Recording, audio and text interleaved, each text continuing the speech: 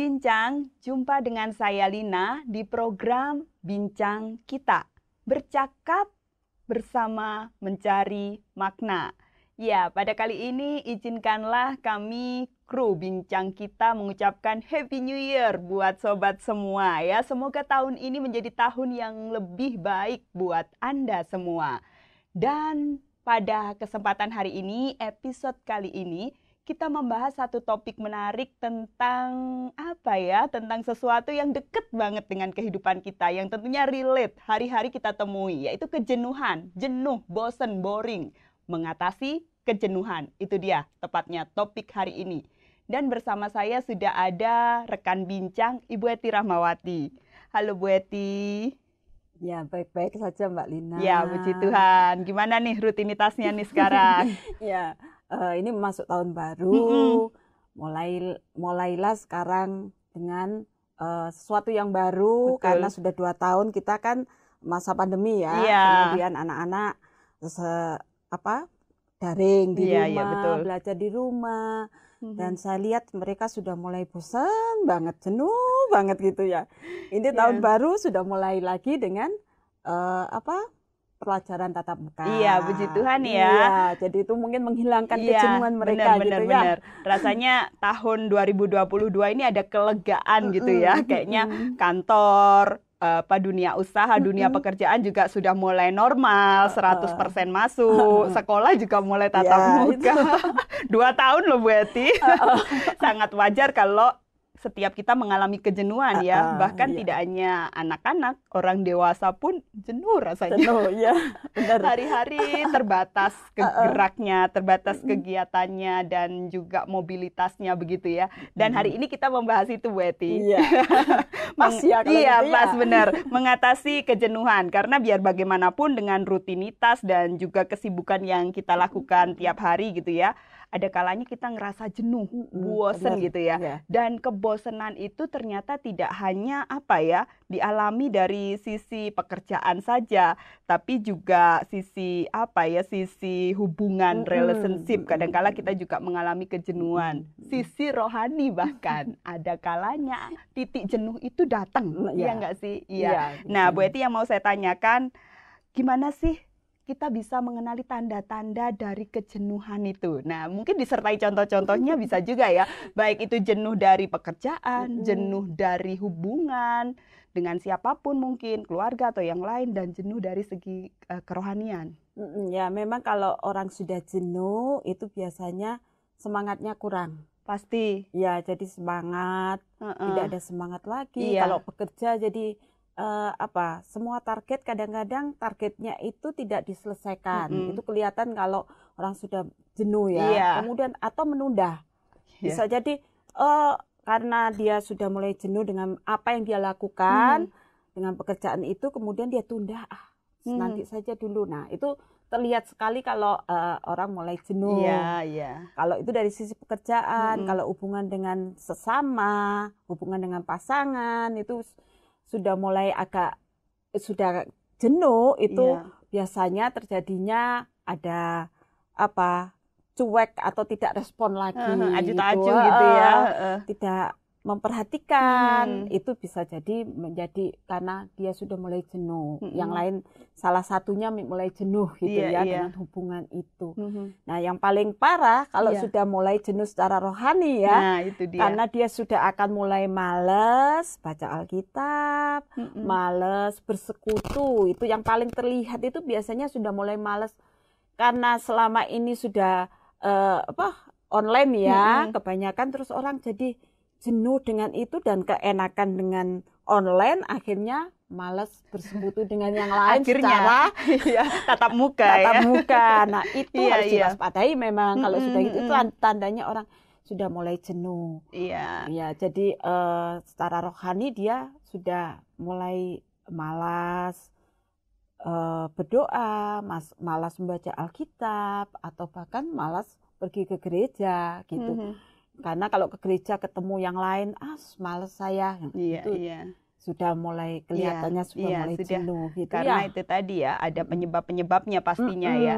Dari ketiga tipe kejenuhan, baik itu dalam dunia pekerjaan, dalam hubungan, relationship, maupun kerohanian. Tadi Bu Eti sudah sangat jelas ya mencontohkan dengan itu sebagai indikator atau tanda-tanda.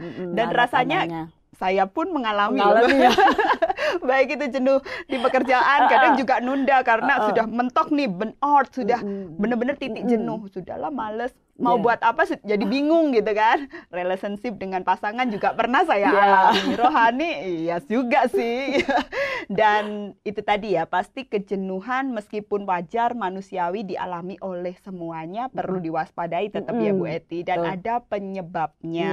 Pasti ada sebab akibat itu hukumnya. Nah, bisa dijelaskan Bu Eti barangkali penyebab dari kejenuhan ini? Iya, kalau penyebab dari kejenuhan dari pekerjaan, biasanya pekerjaan yang dilakukan itu terlalu monoton ya. Dari dulu sampai sekarang yang pekerjaannya itu aja terus, gitu. Itu yang membuat cepat jenuh. Nah, kalau itu job desk gimana? Kan kita tidak bisa memilih ya.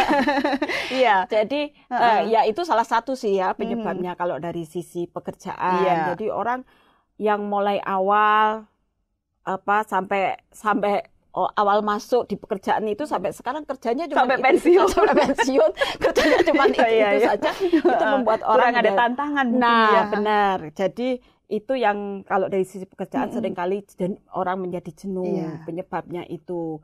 Kalau dengan pasangan biasanya jenuhnya atau dengan relasi dengan teman, karena kalau Mbak Lina misalnya biasanya apa yang menyebabkan kalau jenuh gitu ya, jenuh boring dengan, gitu ya, relasi dengan teman atau pasangan gitu yang membuat jenuh itu? Kegiatan aktivitas yang itu mulu gitu ya.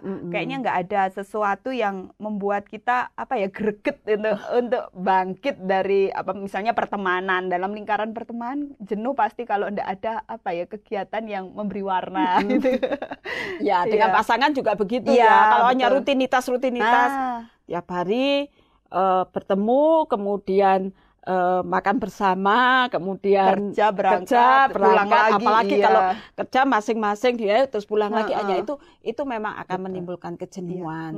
Jadi memang penyebabnya itu banyak sekali. Kalau si rohani, kalau kita lihat jenuh itu terjadi karena penyebabnya karena kita sendiri sudah kehilangan atau lupa dengan kasih mula-mula kepada Tuhan.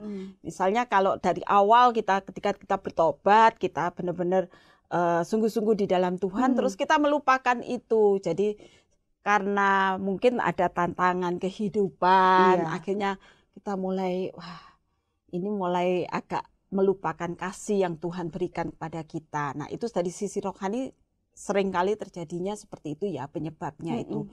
Karena kita lupa dengan kasih yang mula-mula itu. Iya, karena akhirnya tidak adanya kasih yang mula-mula, hubungan dengan Tuhan menjadi garing gitu ya. Jadi tidak ada kerinduan untuk mencari Tuhan gitu ya Bu Eti.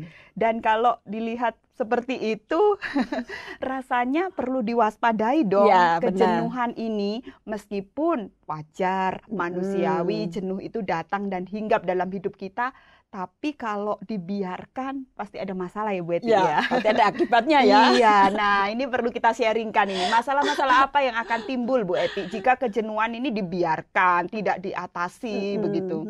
Ya, memang sebab pasti ada akibatnya. Jadi kalau akibatnya, kalau saya bicara dari sisi rohani, akibatnya ketika kita mengalami kejenuhan dengan Tuhan, dengan hubungan rohani kita dengan Tuhan, akhirnya sampai kepada kita tidak percaya.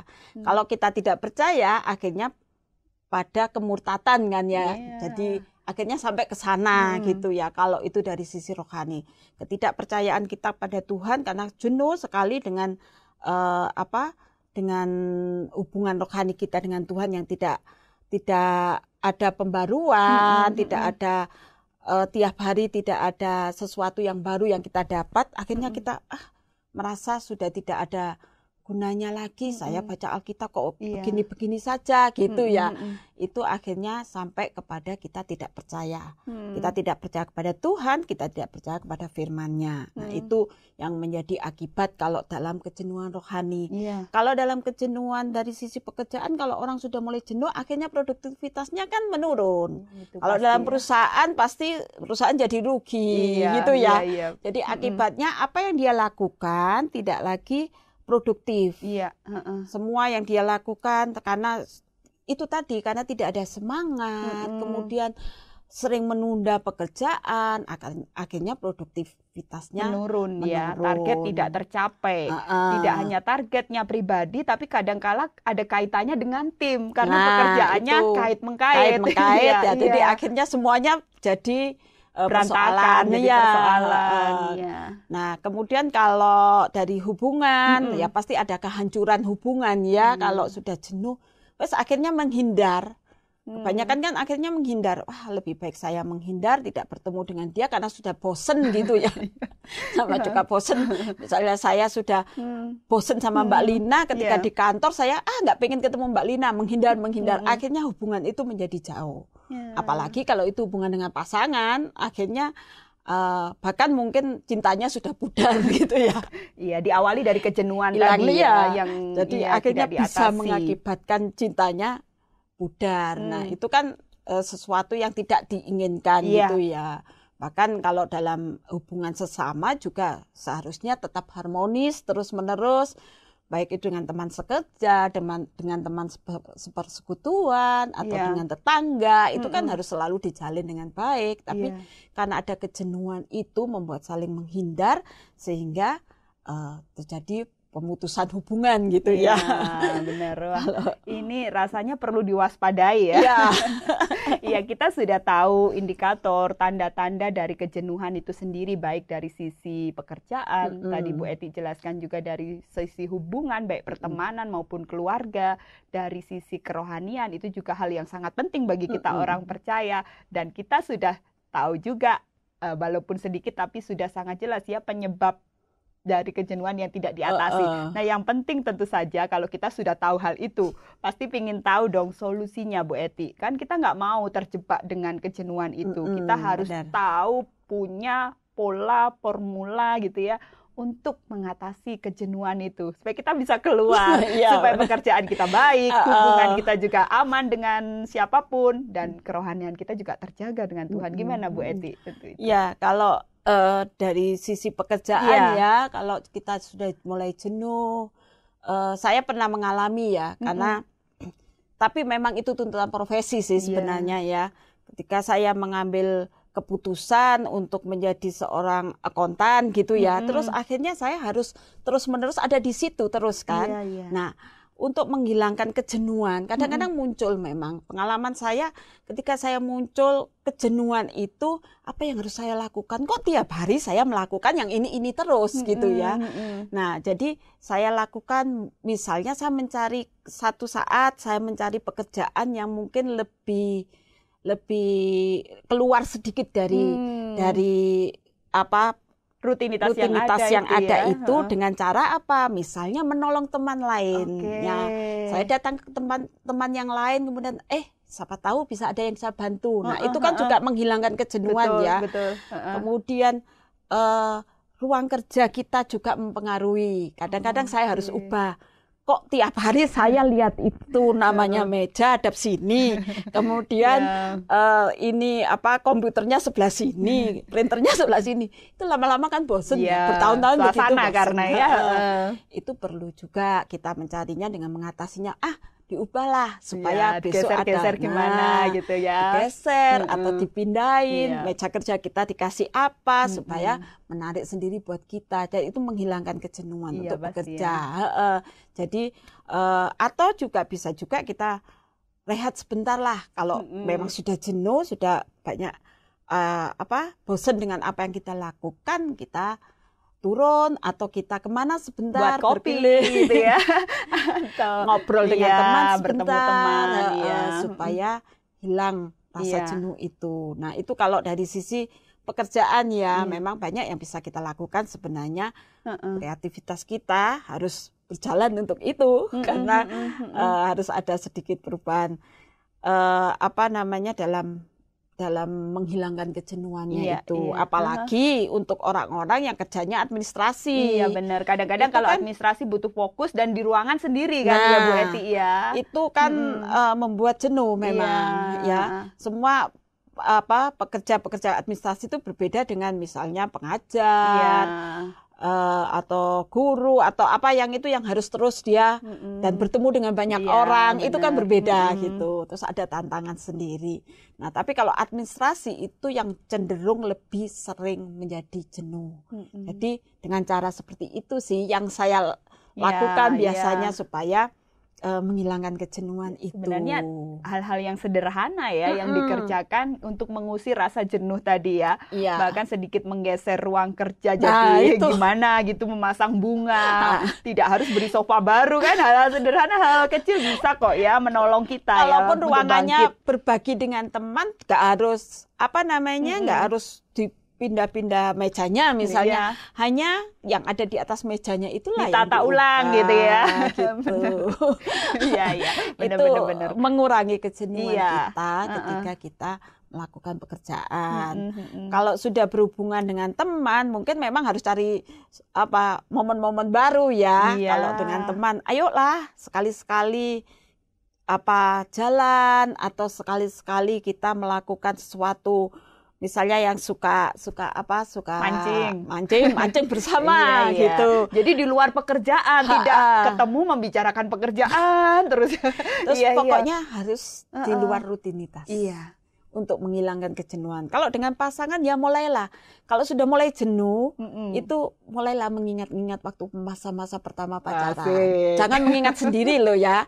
Tapi berdua, karena gitu supaya dia tahu kalau kita sudah mulai jenuh gitu ya. Jadi kita ingat-ingat, dulu waktu kita ketemu itu ya. Inilah itu menimbulkan benih-benih cinta bangkit lagi.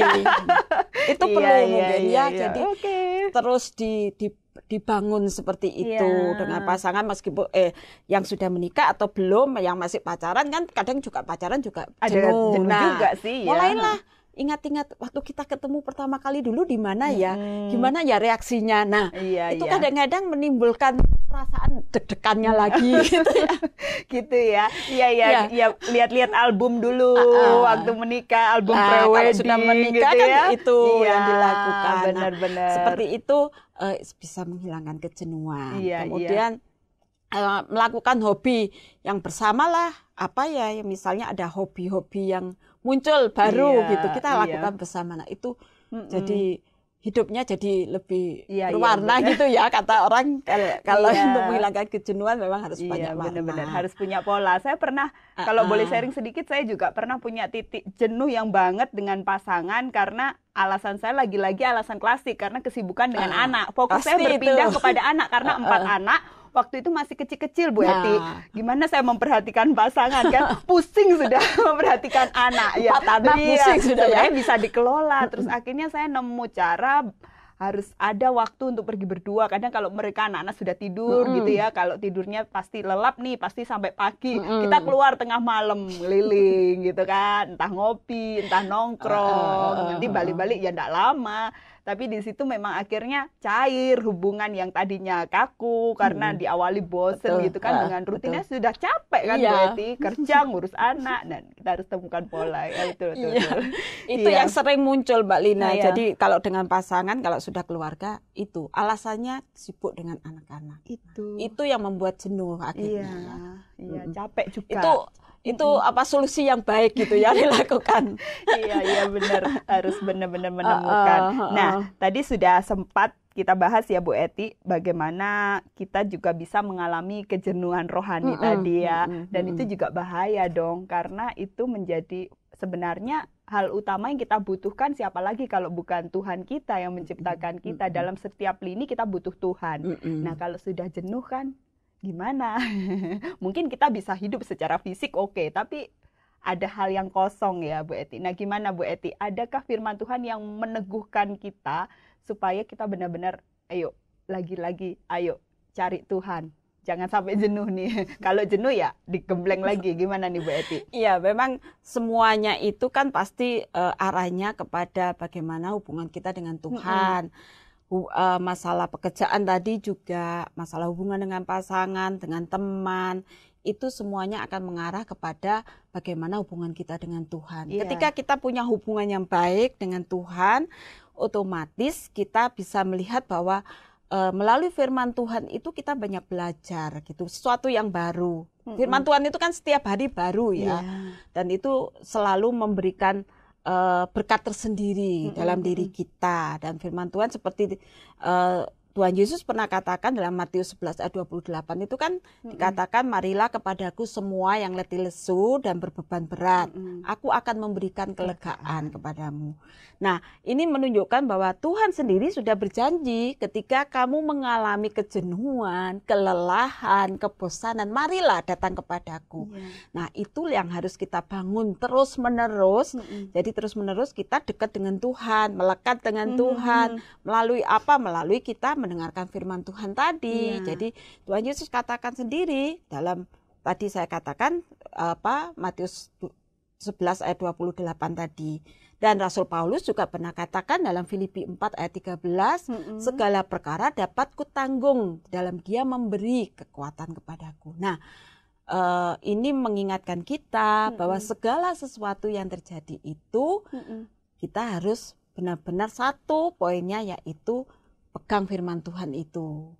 Tuhan pasti memberikan kelegaan pada kita. Nah, itu akan mengurai semua kejenuhan kita dalam sisi pekerjaan. Ketika kita melakukan pekerjaan, jangan menganggap itu kita lakukan hanya untuk manusia. Pekerjaan apapun ya, dalam pekerjaan apapun kita lakukan untuk Tuhan. Pasti kita akan, saya tidak akan pernah bosan, saya tidak akan pernah jenuh, saya lakukan ini untuk Tuhan kok, gitu. Dengan pasangan juga demikian, dengan teman-teman juga gitu.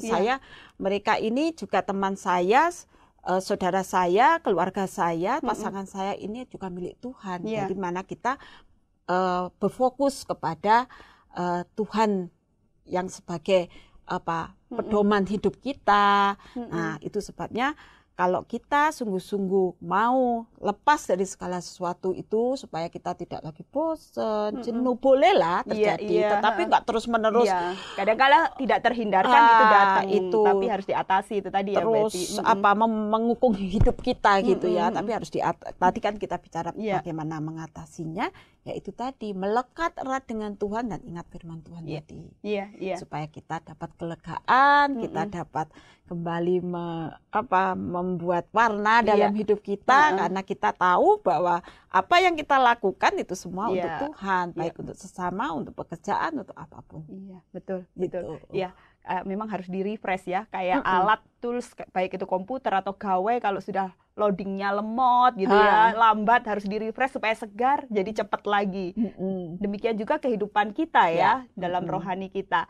Mungkin dalam pekerjaan, dalam hubungan kita bisa jenuh, tapi Bu Eti tadi tutup dengan satu kata firman Tuhan yang luar biasa, datanglah kepadaku yang letih lesu, aku memberikan kelegaan. Mungkin kita bisa letih lesu, Tuhan juga tahu itu ya. Pasti, siapa kita diciptakan oleh Tuhan, Tuhan tahu apa yang kita butuhkan, tapi Tuhan juga membuka tangannya lebar-lebar ya. Itu janji untuk kita datang ya Bu Eti ya. Oke Bu Eti, menarik sekali dan banyak sekali ilmu yang bisa Ibu Eti bagikan, dan pastinya berguna untuk saya, berguna juga untuk Sobat Bincang semua. Mungkin satu kalimat Bu Eti, penyemangat di tahun baru supaya berjuang melawan kejenuhan. Silakan Bu Eti. Ya, memang apapun yang kita lakukan, kita harus berfokus kepada apa yang Tuhan mau dalam hidup kita. Pasti kita akan terus semangat dan tidak jenuh melakukan apapun.